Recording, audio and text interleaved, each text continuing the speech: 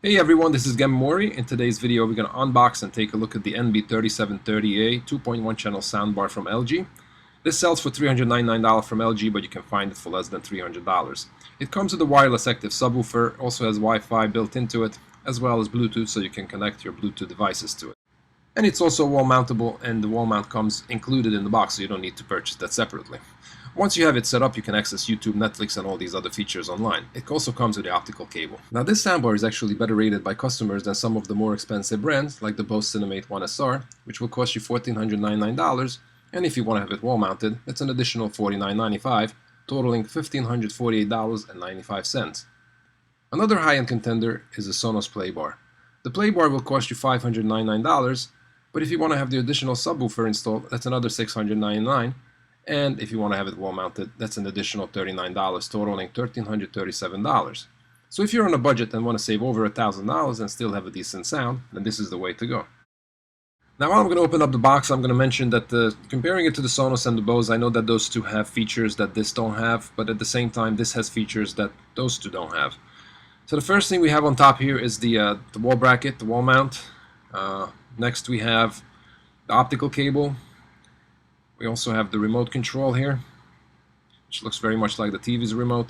We have the manual and some CD in here, and we have the 110 volt plug for the US plugs, as you can see, and we have the power supply, which is rated from 100 volt to 240 volt, 50 to 60 hertz, so this can be used in Europe as well. Now let's take the top off from here, and as you can see, the soundbar is sitting on top here, wrapped up in this plastic. I'm going to put this to the side for now, and we're going to take out the top piece. And as you can see, we have the subwoofer in there. It's a big box, but I guess they needed to wrap it in a big box because of the subwoofer. There's nothing else left in the box here, so you just put this to the side. Okay, so let's open this up and let's take a look what this looks like out of the wrapper. The overall dimensions are 41 inches length, 2 3/4 inches high, and 2 1/4 inches deep. On each end there's a tweeter and 2 mid-range speakers, which are open reflectors, so if you have kids, I'm pretty sure they're going to test out how far they can shove their fingers into it. In the middle, there's a little window here, and if I can open it, I can show you that there is a USB port here. There you go, which is rated at 5 volt and 500 milliamps, so you can power most of your USB sticks and hard drives and play content directly off from it. On top here we have the touch controls, and if we turn the unit around, you can see that there's 2 little bolts here which are used for the wall mount. On the left here we have the LAN input, the HDMI output, and the optical input, and on the right here we have our DC in for the power. Alright, so we're down to the subwoofer, so let's open this up as well and take a look what this looks like out of the wrapper. Now the first thing that I've noticed, and you're going to see as well in a second, is that this plastic covering in the front that protects the unit, that's installed very professionally with practically no bubbles as well, so it looks very pleasing to the eye. On the bottom there's the 4 rubber legs, and on the back here we have a button for pairing, so I guess if you lose connection to the main unit you can repair to it. Now the material of the unit is this very high-tech space type material that they use on spaceships called MDF, which stands for medium density fiber board. In short, it's compressed wood.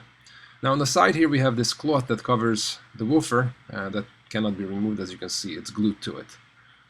The plug is the standard 120 volt plug, and this is rated at 120 volt 60 hertz, so you cannot use this in Europe like you can the soundbar. Okay, so here's a quick look at all the included items that came in the box.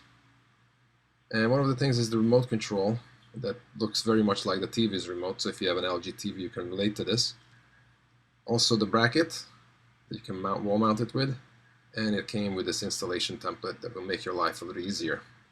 If you take a look at the manual, this is just a quick look through it, you can see that it needs some setup before you can use some of the features included. So let's see how it's done. Alright, so I have it connected to my TV, so what I'm going to do is I'm going to power it on from the front of the unit, and this is the first time I'm turning it on, and as you can see it takes some time for it to boot up. Now, once it boots up, it goes to the optical input. On the front of the subwoofer, there's a red LED that will turn green once the unit is on and connected.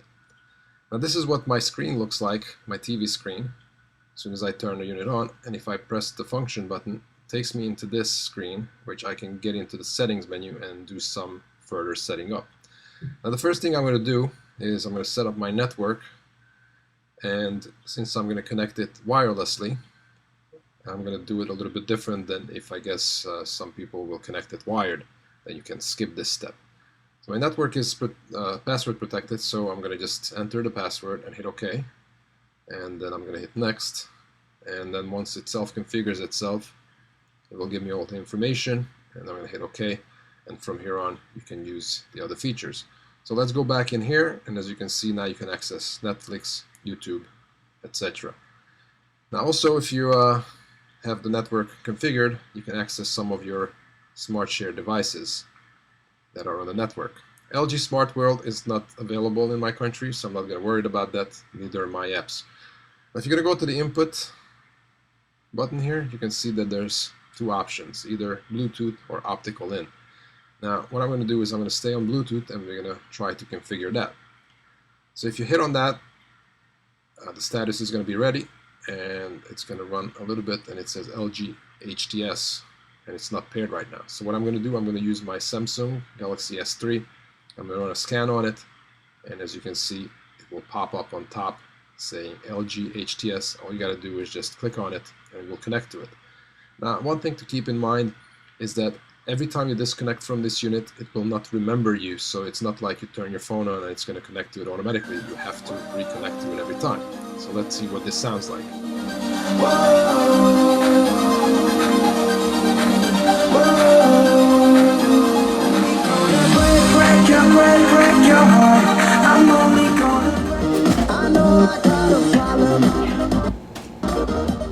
The cutting in and out of the sound that you hear is not the video, it's the unit disconnecting from my phone.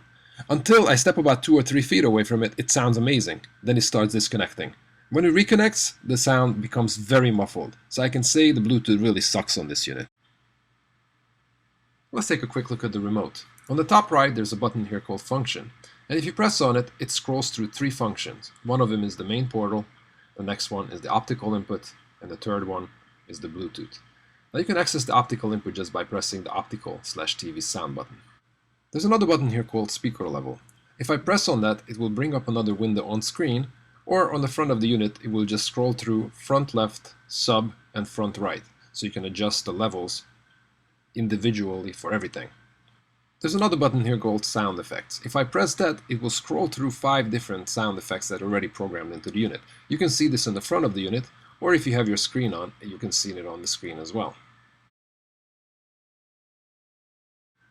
Now if you have USB sticks or external hard drives, you can just connect it to the front of the unit, and you can stream content directly from the unit without any additional device.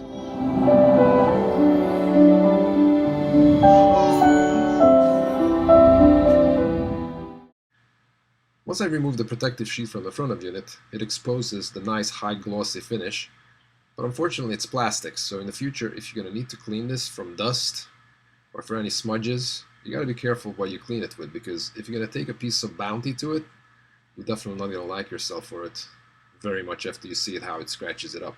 The subwoofer's thin design makes it easy to hide behind the TV, or you can place it anywhere in the room. I have tested it up to about 20 feet and it was still working fine from that distance. Overall, it's a really nice system for the price. It sounds almost as good as their more expensive counterparts. I give it 4 stars out of the 5, and the reason is the Bluetooth. I couldn't even connect my MacBook Pro from about 10 feet away to it. So why have something that's not perfected? So if you're buying this just for the reason of using it for the Bluetooth, prepare to keep your Bluetooth device close by.